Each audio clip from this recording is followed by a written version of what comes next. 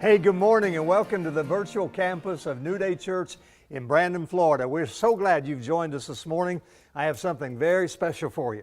I want to begin today with a story, and then we're going to jump into this new series that we've begun called Who Is This Jesus Guy Anyway? You're going to love this. Now, if you're on Facebook, you know that each day you will have notifications come up under a section called Memories. Well, this past week in my Memories section, a picture of my younger brother Craig popped up. It was a picture that evoked all the feels, if you know what I mean. You see, 13 years ago, I received a call from a hospital in Oklahoma telling me my brother had been admitted and he was quite sick.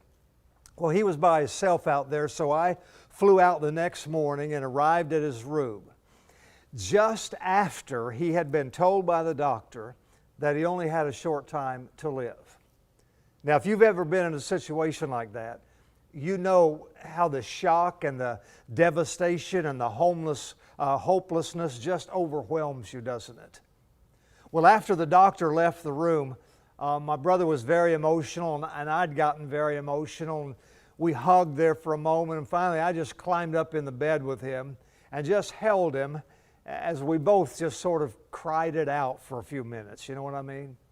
Well, then after a bit, we both calmed down and he got better, and we started telling stories and reminiscing about our childhood and good memories of the past. And all of a sudden he said this.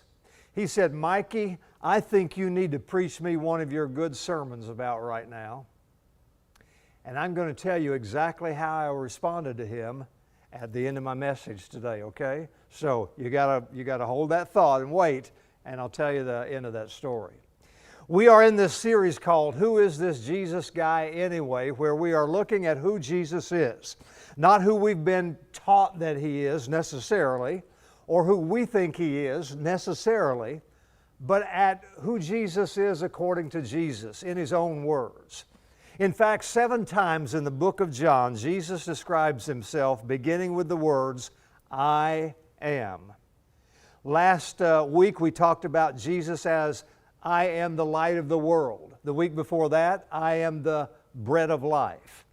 Today we're going to look at 2 things Jesus says about Himself in John chapter 10, where He says, "I am the door," or the gate, "and I am the shepherd." All right, now watch this. Let me read a few verses to you. Jesus said, "I am the gate/door.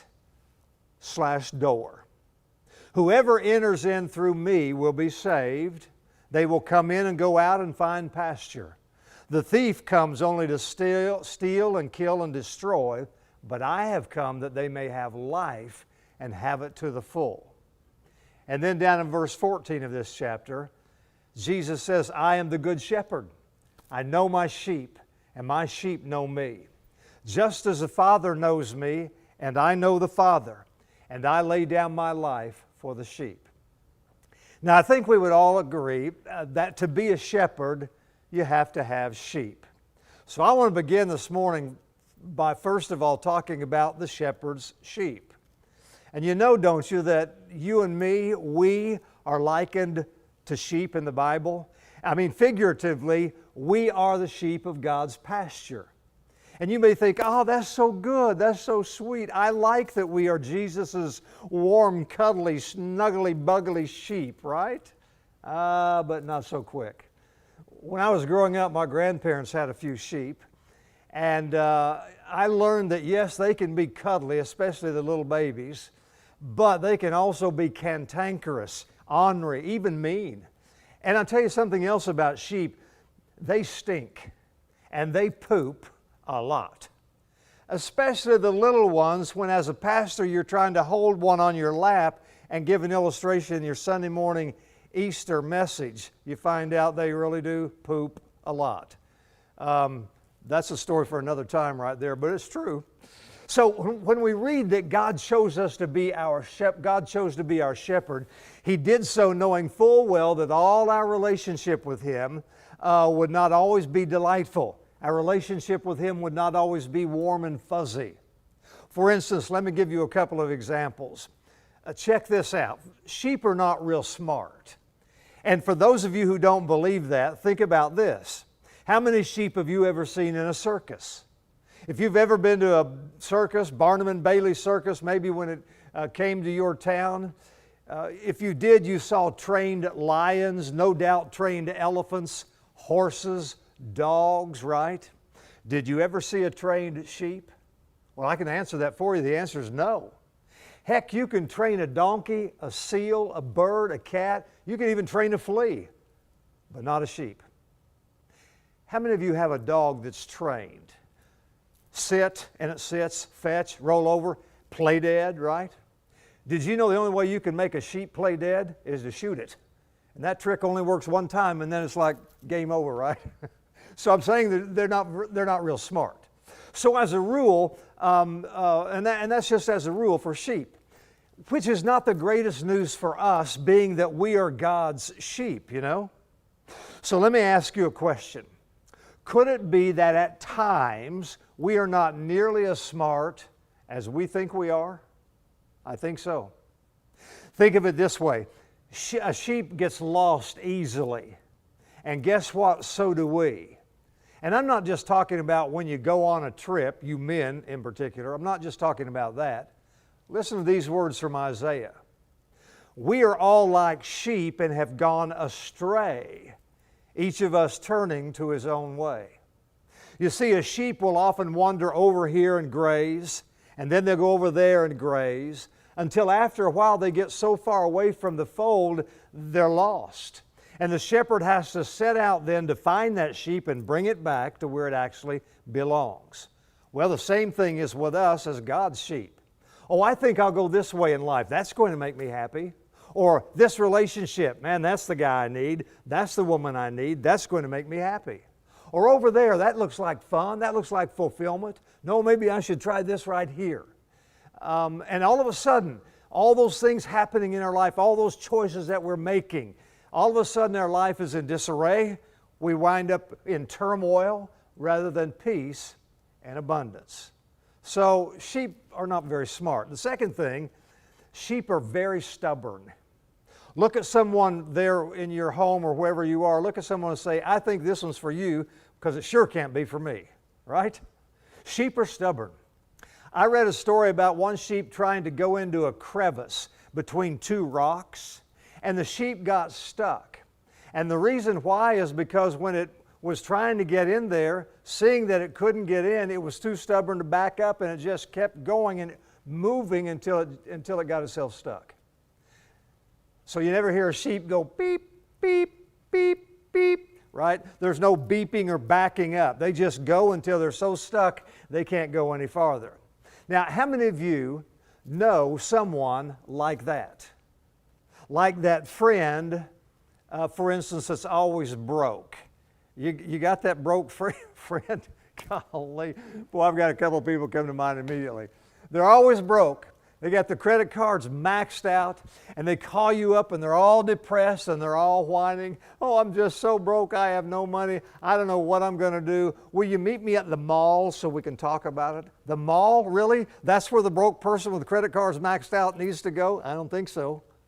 Or that friend that comes along and says, why do I always end up with these kind of guys? Why do I always wind up with these kind of women?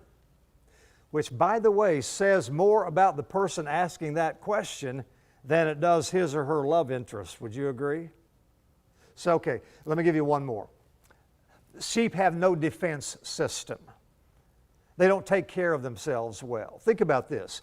Most every other animal has some sort of way to defend themselves, don't they? Cats have what? Claws, exactly. The picture that's coming up on your screen, that's when that's bath time for me and our cat, Gracie. That's what I got to wear because of her claws. She can protect herself. Some animals have teeth, some have horns, some have fangs, some have wings to fly away. Others can change colors to blend with their environment. But the sheep, pretty much defenseless. All they can do is say to their enemy, back off. That's I didn't think I could do it that way. That's all they can do, which is one more reason that a sheep needs a shepherd, and so do we. All right, not only the shepherd's sheep, let's think about this. the shepherd's love and care for his sheep. There are any number of things a true shepherd would do for his or her sheep, but I want you to hone in on two of them. First of all, a good shepherd guides his or her sheep. In verse 4 of chapter 10, Jesus says, when he has brought out all his own, he goes on ahead of them, the shepherd, and his sheep follow him because they know his voice. Now think about that. The sheep follow the shepherd and they know his voice. The first church I was in, when I was in that first church, I met my first real missionary really up close and personal. The first one I actually got to know. We had this mission week emphasis that all the little churches in that area where we were serving, and all the little churches were having this mission emphasis, and so a number of missionaries came in. They were on furlough from being wherever around the world, and they came in, and every night they would go to a different church and share their story. I will never forget this one couple and their story. Both he and his wife had master's degrees. They were both engineers in a large and growing company. They both were making a big six-figure salary at a time. Now, this is a long time ago. This was at a time when I thought $1,000 a month meant that I had hit the big time, right?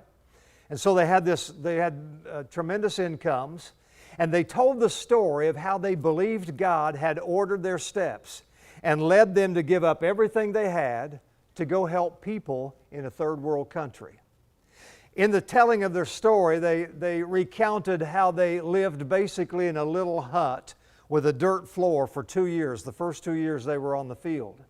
They fetched their own water from community blocks away, until sometime later when a water system was developed. It was a life completely antithetical to the one they had back in this country. But here's what he said over and over. This is what stuck with me all these years. He said, God led us out of where we were into the most beautiful and satisfying place on earth. Not just in the physical sense, he said, but emotionally and spiritually as well. And he always ended his talks to these churches with this. He said, we are so glad we listened to his voice and followed him, our gracious God, our guide. Did you get that? Our gracious God, our guide. Isn't that great? Jesus the shepherd is our guide. Now, in Jesus' day, there were times when the shepherd was indisposed for whatever reason. Maybe there was a death in the family, or the shepherd was sick, or whatever. Well, when that happened, a stranger called a hireling or a hired hand would have to step in and tend that shepherd's flock. But the problem with that was, if the flock had to be moved from one field to the other, for instance, the sheep would not follow the newbie because he was not their true shepherd. Look again in chapter 10, verse 5. Jesus said, but they will never follow a stranger. In fact, they will run away from him because they do not recognize a stranger's voice. So because the sheep would run away if a stranger tried to lead them, that man would get behind the sheep and he would have to drive the sheep. A true shepherd would never do that. A true shepherd would always be out in front, leading and safely guiding his sheep, and the sheep always followed that shepherd. So here's the question. Since Jesus is our shepherd, how does he guide us? Or even better still, how do we know when and where God is guiding us? Could I just say that the longer I teach and preach, the more convinced I am that we are really making that answer to that question way too hard? Well, I want you to look again at verse 4. When he has brought out all his own, he goes on ahead of them, and his sheep follow him because they know his voice. And verse 14, I am the good shepherd, I know my sheep, and my sheep know me. Get this now. The sheep follow because they know Jesus and they know his voice. Often someone will say, Pastor, I can't hear God's voice. I don't know God's voice. How do I know when God is speaking to me? But remember, first off, Jesus said His sheep, that's you. He said His sheep know Him, and His sheep hear His voice. That pretty much settles the issue right there, wouldn't you say? Well, the second problem, though, is not that we can't hear Him or that we don't know when He's speaking. The problem is either we don't believe He is speaking because we deem ourselves, let's say, not worthy, or it is that we just don't believe what we hear. Would you like to know how to really hear God's voice? It's very simple, except for those who are steeped in traditional church teaching. It's a little more difficult for them. But for the rest, it's real simple. The way you learn to hear God's voice is to simply just get out there and be. That's it. Just go live. Just go do life. Just go enjoy life. And what you will discover is that because God's Spirit lives in you, you will instinctively know what to do, and you'll know where to go. Now, someone would remonstrate, well, what if I sin? What if I sin? Could I just put a great big OMG with an exclamation point on you right there? Because so what if you do? Just keep being anyway. Because believe it or not, sin is not your issue. Sin is not really your problem. You being righteous and fully forgiven already and believing that, that's the issue. Because I promise, if you can get that one thing, that's when the Jesus life happens. And when the Jesus life begins to happen more in you, guess what? Sin happens less in you.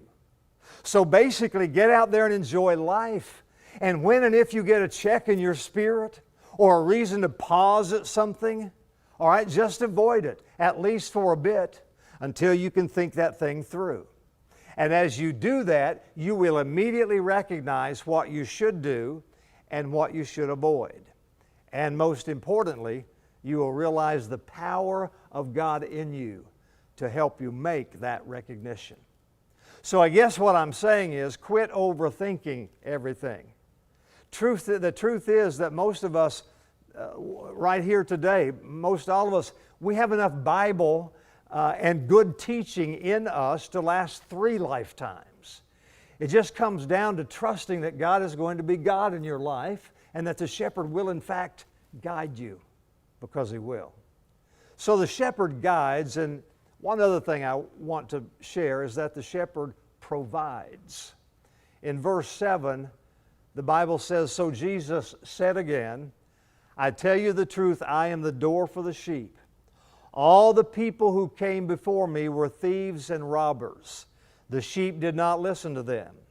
I am the door, and the person who enters in through me will be saved and will be able to come in and go out and find pasture." The shepherd would build a pen of sorts at night. It's called the sheepfold. And this was an area that he would bed down the sheep. It was most often a circular rock barrier that was high enough that the sheep could not jump out and difficult for a predator to jump in. And just to make sure, the shepherd would put brambles or thorns on top of all those rocks. And then at night, the shepherd himself would serve as the door. He would lay across the opening where the sheep come in and go out. So he would become the door. All right? You seeing the word picture? Jesus as the shepherd and as the door. The people understood that. And again, the sheep could not get out with him over the, crossing the door, and the enemy could not come back in. But something else. Here's what the shepherd did each evening, and this is wonderful. This is beautiful. Every evening he would come in from a day's grazing, and he would sit down in the middle of that sheepfold that he had built, and he would call the sheep one by one so that he could tuck them in. You know how you tuck your children in? That's what the shepherd would do. He would caress the sheep, he would rub the wool, he would probe deeply into each of the sheep's wool, checking for wounds and sores and abrasions. Because on those mountainsides, rubbing up against rock, going through sticker bushes, all those things, it was easily for cuts and bruises to appear on a sheep. And so the shepherd would work with that sheep until he found those abrasions. And then he would take out his oil flask and massage it into the wounded areas. Do you remember in the 23rd Psalm where David said, "Thou anointest my head with oil"? That's this picture. The shepherd would pour that oil in there and he would rub it in those wounds of the sheep. Think spa time for the sheep, right? Well, the shepherd knew everything there is to know about each one of his sheep. And in fact, the shepherd always named his sheep. And when he called them, it wasn't just, "Hey, you come here," or "Hey, sheep, come here," or grab a sheep and pull it over. All he had to do was call that sheep by name. And he did, and the sheep would come to him. Now watch this in verse 3. "The doorkeeper opens the door for him, and the sheep hear his voice. He calls his own sheep by name and leads them out." Isn't that something? Let me tell you about my first trip to Israel. I went over there with a really dear friend of mine in our church out in Oklahoma. His name was Pete. And he had a daughter and son-in-law who were living in Israel, and they were going to be there for a year. And so they invited him over, and he invited me to go with him to see Israel, to tour, and all that kind of stuff. Well, now this was the time, this was way back there. There was a TV show, some of you are not old enough to have any idea what I'm going to tell you about, but the rest of you do. There was a TV show called Dallas, and it was a very popular weekday series. I think it was on every Sunday night, maybe, I can't remember. But it was just simply called Dallas. I think they've done some remakes in recent years. It was a very popular show, and there was a villain in the show, a family member, named J.R. Ewing. How many of you remember J.R. Ewing with his big cowboy hat? I've got a picture for him right there for you, so maybe that'll trigger your memory. Well, anyway, so that show was popular. Well, we walked down through the old city that first day, and the vendors were just going crazy. Pete wore his cowboy hat and his cowboy boots, and as he walked down there, all these vendors trying to sell us things were yelling at him, "JR, JR, JR." And he took pictures with people, all that kind of stuff. I mean, they knew he wasn't JR, but he was dressed just like JR, and that's all they could identify with. But get this. At one of our stops as we were touring, there was a shepherd with his sheep out back. And we went around, and we're going to ask the shepherd if we could take a picture. And shepherds over there in Israel, even in this day, are very notorious about turning you down. They don't want a picture. But this man got very excited about taking pictures. And we found out later the reason why is because one of his sheep was named, guess what? J.R. J.R. Ewing, Ewing, get it? J.R., pretty creative name, I think. Listen, can you imagine God, your shepherd, speaking your name? Isn't that just the greatest thing? So what does all that mean? It means that our shepherd provides for us in every way possible. It means He knows us. He knows every hurt, every pain, every struggle. It means He's aware of every tear that spills down your cheek. And not only does He know, He does something about it. In John chapter 16, He says, "I have told you these things so that in me you may have peace. In this world you will have trouble, but take heart," Jesus said, "I have overcome the world." The shepherd is the overcomer, living in you every moment through everything you experience. In your moment of pain and suffering, when you're down and almost out, whatever the situation, the shepherd is there. He will never leave you. He will never forsake you. Well, I got that call that my brother was very sick and admitted to the hospital, and I flew out there immediately. He was quite emotional, as you can imagine. We both were, and so we were hugging, and I crawled up into the bed with him and just held him for a long time, and we sort of cried things out. Well, we got finished with that, and as I was telling you earlier, we started sharing some stories and experiences and memories we had of kids growing up, and it got to be a good situation there. We were both calm and at ease. And my brother looked up at me and said, Mikey, I think you need to give me one of your good sermons right about now. He kind of laughed a bit, but then I saw he was serious. And I said, Craig, I can't even remember one of my sermons right now. I said, how about this? Would you settle for the 23rd Psalm? He just took my hand in his and closed his eyes. So I began to quote that psalm. I said, the Lord is my shepherd, I shall not want. But I couldn't go on. I started weeping. So I tried again. And I said, the Lord is my shepherd, I shall not want. And again, I couldn't finish. Finally, I got determined and I sort of bit my lip and took a deep breath and I tried again. And I said, the Lord is my shepherd, I shall not want. And I started crying again. And my brother squeezed my hand and he looked up at me and he says, you know what, Mikey? I think that's really all we need, isn't it? I mean, that's the whole thing right there. The Lord is my shepherd. He says, so I don't have to want. Isn't that right, Mikey? And he was right. That was enough. And that is enough for all of us. Because when Jesus is our shepherd, listen, we have it all. We do. So let me give you this challenge as I close. This week, every time you are confronted with a problem or a need or a fear or a question or a hurt, just quote this out loud right then. Because the Lord is my shepherd, I shall not lack. He guides me safely, He provides for me fully, and He cares for me deeply. Will you do that? Will you just pray that out loud when things are bad for you? I shall not lack because the Lord is my shepherd. He guides me safely. He provides for me fully. He cares for me deeply. Memorize that, all right? Just like you're memorizing a scripture, memorize that, and every time you need it this week, you pray it. And you see what this shepherd will do in your heart and your spirit as He calms you, as He assures you, and as He gives you a vision about the plan He has laid out before you. All right, so that's about all the time we have today. I need to quit right there. Could I just pray for you before we sign off?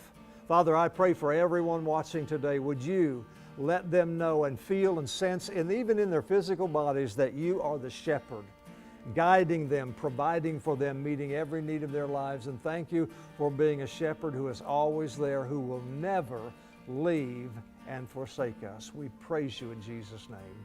Amen.